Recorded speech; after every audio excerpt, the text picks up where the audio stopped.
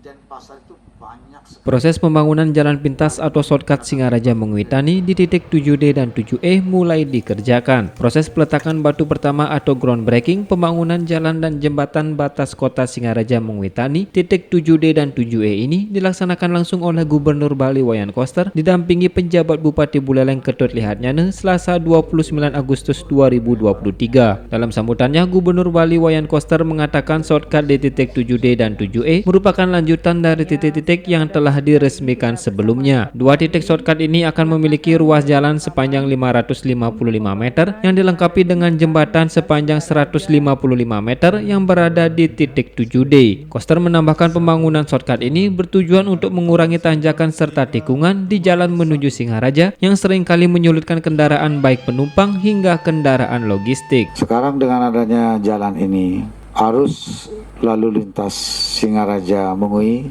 itu menjadi lebih lancar, baik untuk angkutan penumpang maupun juga angkutan logistik, lebih lancar dan nyaman serta aman. Nah itu. Kalau dulu dari Denpasar Singaraja tikungannya tajam-tajam gini, udah tajam nurun lagi gitu. Sementara itu, Direktur Pembangunan Jalan Direktorat Jenderal Bina Marga Kementerian PUPR RI Winda Nur Faida mengungkapkan shortcut di titik 7D dan 7E ini berfungsi untuk mengurangi jumlah tikungan yang semula 50 tikungan menjadi 17 tikungan, serta yang paling penting menurutnya dapat memperbaiki kelandaian dari 27% menjadi 10%. Ia menambahkan biaya dalam pembangunan dua titik shortcut ini menghabiskan dana 82,90 miliar rupiah yang direncanakan akan rampung pada 18 Juni 2024 mendatang. Paket pembangunan jalan batas kota Singaraja Mengwitani 7D dan 7E ini telah dilaksanakan penandatangan kontraknya pada tanggal